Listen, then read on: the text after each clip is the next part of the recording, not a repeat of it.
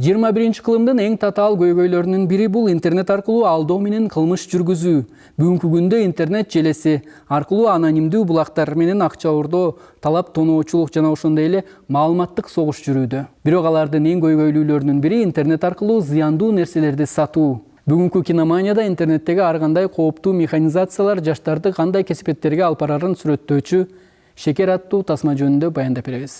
Аталган кыска бөлүктөрдөн турган веб-сериал интернеттеги алдамчылык, баңгизат бизнеси, заманбап коомдун психологиялык көйгөйлөрүн ачык сүрөттөп берет.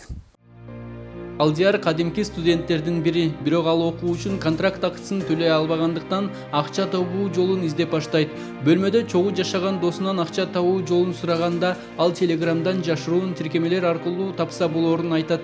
Алгач түшүнбөгөн менен кийинчерээк тиркемелерге кирип, эмне болгон жумуш экенин билет.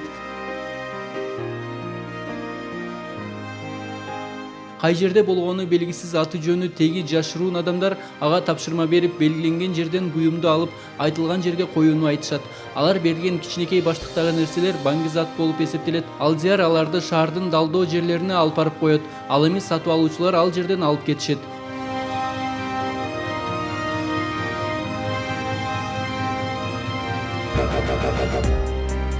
Убакыт өтүп Алдияр окуу акысын төлөйт, бирок эмнегедир оңой акчага кызыгып дагы тапшырмаларды алып баштайт. Дал ошол күндөрдүн биринде шаардагы тергөөчүгө кармалып калат. Аталган тергөөчү аны менен табакташ болуп кылмышын жашырууга, ал эми кызмат үчүн ар бир тапшырмадан ага акча чыгарып берүүнү буйруйт.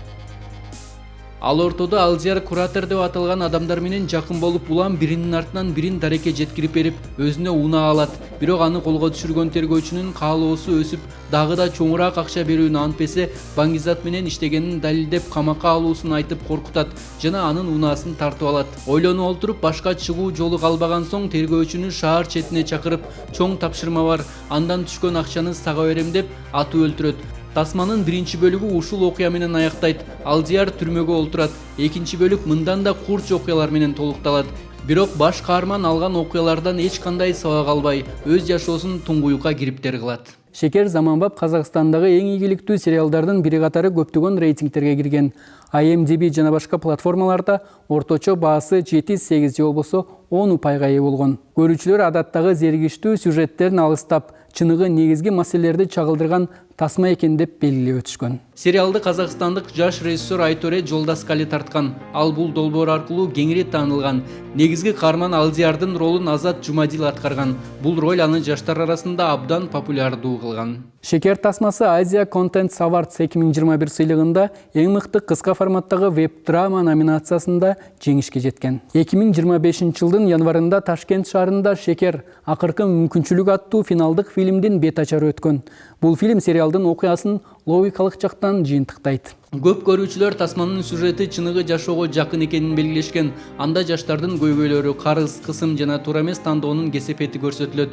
«Шекер» Борбор Азия өлкөлөрүндө, анын ичинде Кыргызстанда да абдан популярдуу болгон. Сериал жаштарды мыйзамсыз жолдон сак болууга чакырган тарбиялык мааниге ээ деп бааланат. Ардактуу телекөрүүчүм, мына ушун менен «Киномания» рубрикасы өз соңуна келип жетти. Кийинки көрсөтүүгө чейин амандыкта көрүшөлү.